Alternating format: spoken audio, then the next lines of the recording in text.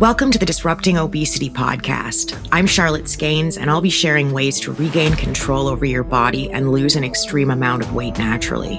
Being fat is about so much more than just the food. It's about your relationship with food.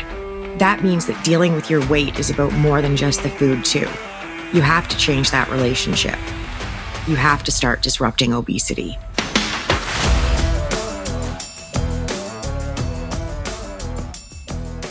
This is our 6th question episode, and I'm thrilled with the way these are going so far. Your questions are amazing, so keep sending them in. There's a spot on the podcast page of my website where you can send them to me directly, or you can always reach out on Instagram. This is also our last normal episode before I start giving you some survival strategies for the holidays. This week, I'm covering 5 more of your questions. We're going to talk about what to do when you went on a food bender last night and the scale says you gained 3 pounds this morning. Then we're going to talk about what to do when someone in your life says they want to lose the weight with you, but then they don't try. And I'll go into getting rid of your sweet tooth. It gets personal again this week because someone asked me if I got depressed and didn't want to leave the house when I was fat and when I was losing weight. So we'll cover that too. And we're going to finish up with one of my top 5 most asked questions, and it's about exercise. I see a variation on this first theme almost daily in so many different forms, but it usually looks something like this. I binged last night and I gained 3 pounds. Okay, so I know that's not a question, but I'm going to address it anyway. No, you didn't. You didn't. And I know the scale says you did, but unless you took in 10,500 calories more than your TDEE, so not just having a 10,500 calorie day, which is a lot of calories, like it's a lot, but it's not just those calories. It's also the calories your body is going to use just to get through the day. Usually your TDEE is the number of calories your app says you can have plus 500. Or there are online calculators that will do the math for you to figure out how many calories your body burns in a day. So let's say your app says you need 2,400 calories a day. That's your number. That means your body actually needs 2,900 to function.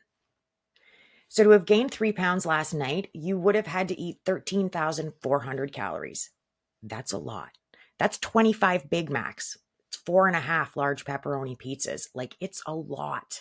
That's a pretty big binge. I'm not saying it isn't possible. It's very possible. I know I've had 13,000 calorie days. Absolutely. But it was pretty rare. So the odds are probably good that you didn't actually gain 3 pounds last night. You didn't. What's most likely happening is that your body's trying to deal with salt, so it's holding on to as much water as it can. This is why I spend so much time telling people to stay off the scale. Once a week is plenty. Fluctuations like this will make you insane. You'll drive yourself nuts. You did not gain 3 pounds yesterday. This next question isn't a one-off either. The truth is that I tend to see the same type of questions over and over again, which makes sense, right? When you've got a lot of weight to lose, you've probably got a fair bit in common with other people who've got a lot of weight to lose. And since we all lose weight in the same way, with a calorie deficit, it makes sense that there's going to be some overlap with the questions. So what about when your family or friends want to do it with you, but then they don't really try? Yeah, this one sucks. And I actually did a whole episode on this topic called There's No Plus One. So you can probably guess where I stand on this. It's number 15, and I'll drop a link to it in the notes. I don't recommend doing this with somebody else. Hitching your weight loss success to somebody else's wagon is a super bad idea. It doesn't end well. Handling it isn't always easy. But I would stand your ground here. Tell your sister-in-law or the girls at work or whoever that you really need to do this for yourself. That it's just the way that you need to do it. I don't think you need to explain yourself much beyond that, unless you want to. If you've been trying for a while, or you've tried and failed, or you did it but you gained the weight back, you can share that if you think it'll help them to understand why you need to do this on your own. But you don't owe anybody your why. You don't have to justify yourself. You're certainly welcome to share my rationale on this one, and I'll try to break it down a bit. They're not necessarily going to like all of it, but the reality is that it applies to them too. It isn't that I just don't recommend doing this with somebody else to the people I work with. I make the same recommendation for everybody. Your sister-in-law and the girls at work, they'll be better off without you tagging along on their journeys too. What happens when somebody bails? What happens when you let each other down? And you can think that you won't all day long, but it's going to happen at some point. What happens when one of you loses weight faster than the other or more consistently? What happens when one of you falls off the wagon? It is so much easier to talk each other into group binging than it is to talk each other out of it. You don't want to have to worry about having willpower for somebody else. It's hard enough to do it on your own. The toxic diet industry really complicates this one too. We're encouraged to lose weight in groups and find accountability partners and workout buddies. Toxic diet culture works to convince us that this is a team sport, and it's not. And please don't get me wrong, support is wonderful. Having a team of supportive people around you cheering you on is terrific. I can't recommend that enough. But that's not what we're talking about here. I mean, the people in your life who've got a lot of weight to lose too, when they decide they can do it too, with you, because you're doing it. And that's the side of this that I didn't go into when I did an entire episode on this topic. You don't want the pressure of someone else hitching their success to yours. That's a lot to carry. Dealing with your own weight loss is one thing. Having to worry about keeping somebody else motivated and knowing that they're doing it with you, that can be a lot to have to cope with, and I really don't recommend it. How do I stop my sweet tooth? I get this question a lot, and it's a good question. I'm cool with answering it, but people don't like my answer. You can't stop your sweet tooth. If you've got one, you're probably always going to have one. That's just it. You can't stop it, but you can mitigate it. The obvious solution here is artificial sweeteners. And I know they've got a bad rep. I get it. Once upon a time, I was super anti-sweetener. Then I had to drop a couple 100 pounds and I was drinking at least 2 liters of pop a day. At least. I could drink 2 liters of pop in a sitting if I was out with my girlfriends for dinner. So I was drinking at least 1,000 calories and taking in at least 220 grams of sugar, which is like a tenth of what's recommended for me per day, by the way. There was pretty much no way I could have lost the weight and kept on drinking regular pop. And for anybody who's thinking I should have just given it up, maybe, sure. I didn't want to, though. And maybe more importantly, I didn't believe that I could stop drinking pop. My negative self-talk on this one ran super deep. Like, I didn't have a limiting belief about my ability to lose weight. Once I got going, I knew I could do it. I could get the 200 pounds off. All I had to do was keep myself going. But I had a seriously limiting narrative about pop. I didn't for a second believe that I could stop. I told myself I was addicted to it. I told myself it would be dangerous to stop because I was already limiting myself, and now was not the time to take away one of my favorite things and favorite comfort blankets. I needed my pop. Well, that's all kind of limiting. Weight loss is really stressful. Losing this much weight is obscenely stressful. So I couldn't walk away from pop. Not if I wanted to keep going and get the weight off. And remember too that I hadn't almost died yet. That was still more than a decade away. So I didn't have any of this insight that I'm bringing to the table now. I was just fumble fucking my way through it.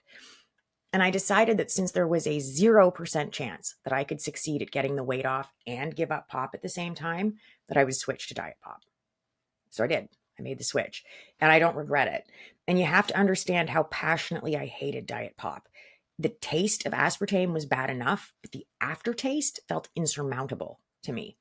But I did it. I actually drank the caffeine-free diet pop because I found that it just made a big difference in the taste. It made it bearable for the 2+ years that I had to drink it, because I don't drink diet pop now, just the regular stuff. But my weight had been off for a while when I let myself have regular pop again. And I had safety nets in place for myself when it came to pop for a long time. I did the caffeine-free diet stuff while I lost my weight and for a bit after. Then I only had non-cola pop, just regular pop. Then, like a few years later, I started sporadically having regular cola again, but no diet pop of any kind. I'm not against it. I just don't like it. I do use sweeteners in the baking that I do for myself and in things like hot tea. I've also got no problem with it in things like salad dressings. I think it's probably better in things like salad dressings than high fructose corn syrup, but that's a whole other thing. Sweeteners are a great way to cut a whack of calories out in a hurry, and they help me manage my diabetes. So I'm not anti-sweetener anymore. I don't use them to excess. They're just a tool, but I'm not going to screw around with my weight, and I'm absolutely not going to screw around with my diabetes. I am a little particular about the sweeteners I use. The jury's out on what monk fruit does to insulin production, and I've got a thing about that because of my pancreas, but that's a very specific issue. Not everybody's missing a chunk of theirs, right? I'm also juggling a whack of dietary restrictions, and I'm going to start working with a dietitian again very soon.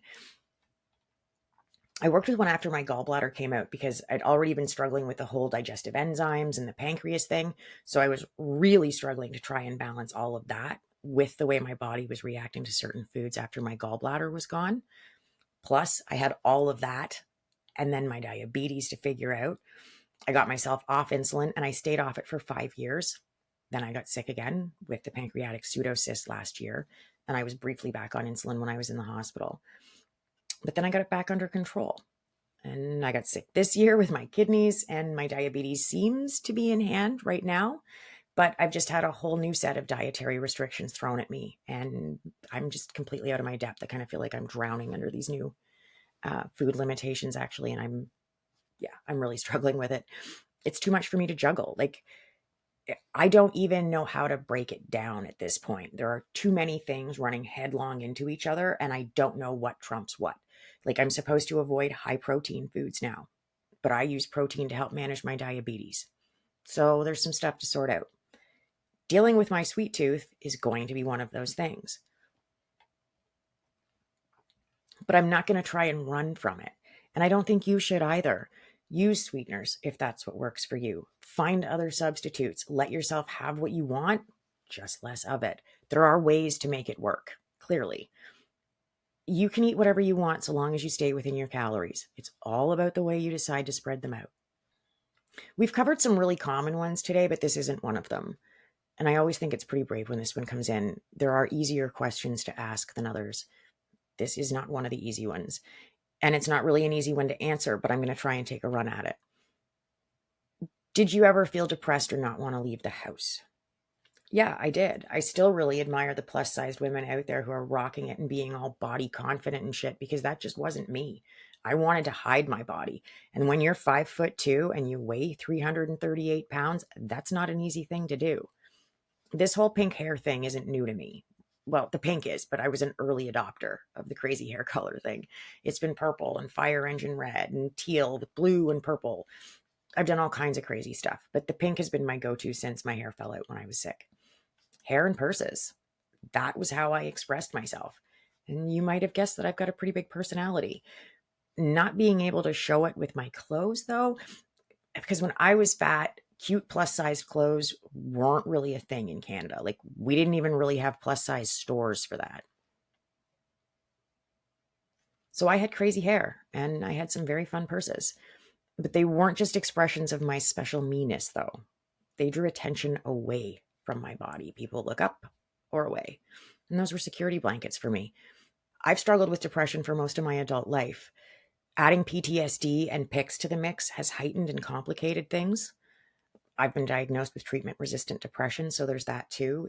It means I have to really work at it, and sometimes I win, and sometimes I don't. Even when I'm not actively depressed, my fear of it is always looming. So I work at it. I focus on my family and my work, and I do the things that I know help me to cope with it. So there's the self-care stuff, walking, trying to build muscle, the foods I eat, my gratitude practice. I try really hard to stay on top of it. For me, depression and not wanting to leave the house were always a snake eating their own tail, right? Being depressed made me not want to leave the house, and not wanting to leave the house certainly didn't make me any less depressed. If you're struggling with depression, you need to reach out and get help with it. Do what you can to stay on top of it and get the help that you need. This last one is an oldie but a goodie, and we're hitting it again because I see it nearly every day, and it's one of my core messages. What kind of exercise did I do to lose the weight? What kind of exercise do I recommend for when you're starting out? What kind of exercise do I recommend when it's hard to move? What kind of exercise do I think is best? So many variations on this theme, and my answer is always the same. So let's break those down. I did no exercise to lose the weight, 0, And I know how much it pisses people off that I talk about it. And I don't give a shit. I'll talk about this until I'm blue in the face. I don't care. You don't have to exercise to lose weight. Period. I've done an entire episode about this. Number 9. I did less exercise when I was losing my weight. Less. I got a job where I could sit most of the time and order in takeout. We moved into a building that had an elevator. Less movement. I'm not saying that it was ideal. I'm saying it was the only way. I would not have lost the weight if I had to exercise to do it, and I know I'm not alone. So I am really fucking sick of those gurus telling everybody that they have to exercise or they're not going to lose weight. Because you know what happens? I do. When you believe that the only way you can lose weight is if you exercise, people say screw it and they don't do anything. Why bother working on what you're eating if it won't matter? You can't exercise, so what's the point? You don't have to exercise to lose weight. Don't let it stop you. And don't use it as an excuse either, because there's the angry, why bother? And then there's the self-serving, why bother? And you know what I'm talking about. What kind of exercise do I recommend for when you're starting out? None. I strongly recommend that you don't start a new exercise regimen when you're trying to get a handle on what you're eating. Don't confuse changing your relationship with food with changing your body. So many people make this mistake. Don't let changing your body distract you or prevent you from changing your relationship with food. So don't try to do both things at the same time, for sure, when you're just getting started. If you're just getting started with exercise, I would say first off, stop thinking of it as exercise and start thinking about it as movement. And I would say to do what you're capable of when you're ready. And if you can, consider hiring someone who knows something about this, because I definitely don't. I know nothing about exercise. I'm still pretty much in a physiotherapy relationship when it comes to my body and exercise, so I have no idea where someone who didn't have my challenges would start. And this goes for the kind of exercise to do when it's hard to move. I don't know. I've had to start from not even having the ability to sit or roll my body from side to side, but I still don't know. This isn't my lane. The kind of exercise I think is best is the kind you enjoy doing. The kind I think is second best is the kind you can tolerate and you're willing to do. But don't do it until you're ready. Don't focus on it and don't let it stand in your way. You don't have to exercise to lose weight. Okay, that wraps up our 6th episode in the question series. Let me know what you want to know. I'll keep answering as many of your questions as I can. I also answer questions in my Ask Whatever Reels series on Instagram. I give 30-second answers to questions as they come in. The next 2 weeks are all about holiday survival. I know this time of year is a nightmare for a lot of us. Food is the focal point for everybody, not just you. It's the most socially acceptable time of the year to eat. And then there's all the feelings. So we're going to spend the next couple of weeks looking at that, and then it's on to the new year. And oh boy, do I have thoughts about that. For now, I know the stress is ramping up just as much as the anticipation. So just keep doing your best. Keep trying, keep tracking, don't be intimidated, and don't give up. You've totally got this. Thank you for listening to Disrupting Obesity with Charlotte Skanes. If you know it's time to take back control, lose the weight, and keep it off, reach out to me privately with a direct message on Instagram that says ready, so you can start disrupting obesity.